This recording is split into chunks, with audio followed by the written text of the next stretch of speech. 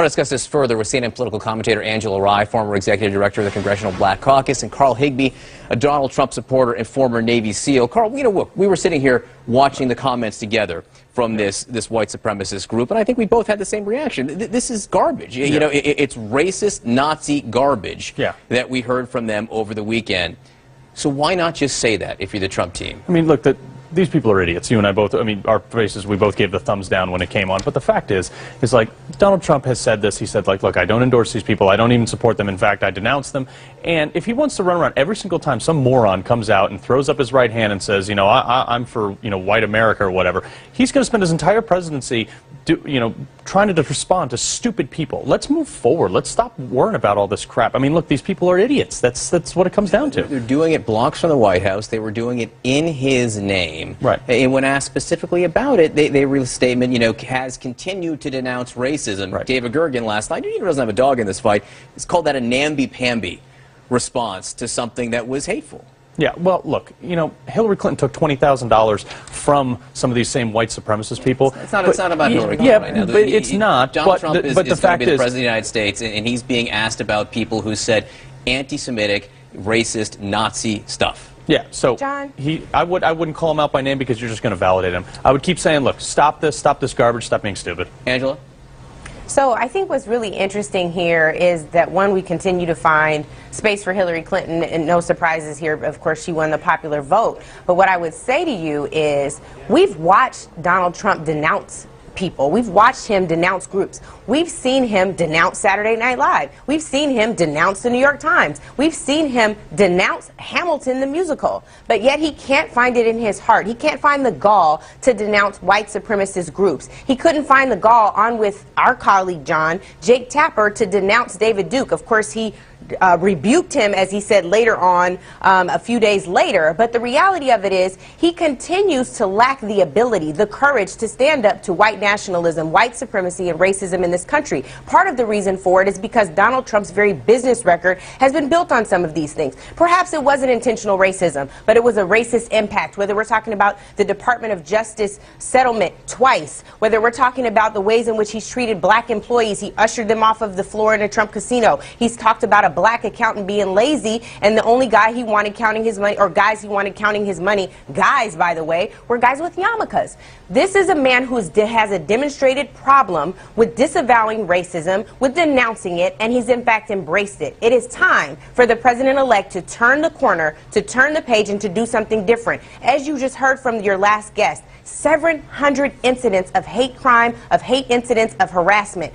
John, I don't know about you, but my Twitter feed is a really good example of that. All since he was elected. It is high time for him to do something courageous and to no longer stand on the backs of these people who are enraged and need someone to blame. This is not their country that they're taking back. This is land that we took from other people, and it's time for us to start embracing the fact that this is a melting pot, perhaps even jambalaya, because we're all different and we need to embrace those differences. So, Carl, one of the things that people like about Donald Trump is that he speaks his mind and he's not afraid to use blunt talk. And when he's talking about Islamic terror, for instance, Donald Trump makes a point saying, call it what it is. Call it radical Islamic terror, which is something a lot of people agree with. Why, why dancing around the terminology here? So why is he so willing to campaign on calling terrorism radical Islamic terrorism, but he won't sit there and say that this group, which says it supports me, is a bunch of Nazis or racists? Probably because he's too busy calling out the same people that are marching down the streets, tearing down local businesses. Probably too busy, taking care of people that are, shooting our cops in the street. I mean, look, these people are morons. They're idiots, okay? But we are the Republican Party. We're the party that freed the slaves. We're the party of Martin Luther King. We're the party that wants people to... You're not the party of Martin Luther King. Yeah, you're actually, not the he was a Republican. No, actually, my history is clear. Your history is ass backwards. What I will tell you is this, very plain and simple. Okay.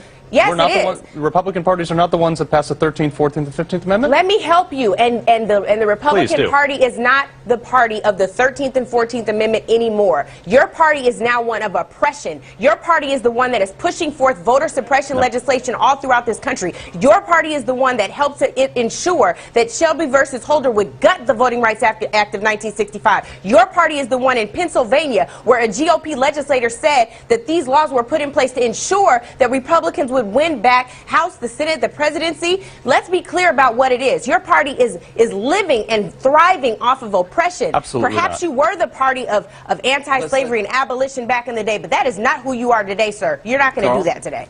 No, you know what it is that 175 years ago, largely Democrats traded a steady stream of labor and housing, or housing and food in exchange for labor. Now that same Democratic Party seeks to share that same exchange of housing and food, vouchers and affordable housing in exchange for a steady stream of votes. The Democratic Party seeks to divide. Yeah, the Democratic Party seeks to divide and keep this country guessing for them, playing for them. And the Republican Party wants to have people with their eyes on the horizon achieving as much as they can. And that's what Donald Trump represents. When you look at the New York City skyline, you see achievement. You see Donald Trump's achievement. And he wants every American to be able to achieve the same thing. The Democratic Party wants to keep you dependent on them. No, on the backs of poor people. John, I have to respond to this. On the backs of poor people. You're talking about a Donald Trump that refused to pay contractors. You're talking about a Donald Trump who used immigration laws and abused immigration laws to build these same buildings. You just compared what Democrats have done, whatever that is, to slavery. You're saying that Democrats and the fact that people are not who and what they should be, they haven't been able to economically thrive in this country, you're comparing them to slaves?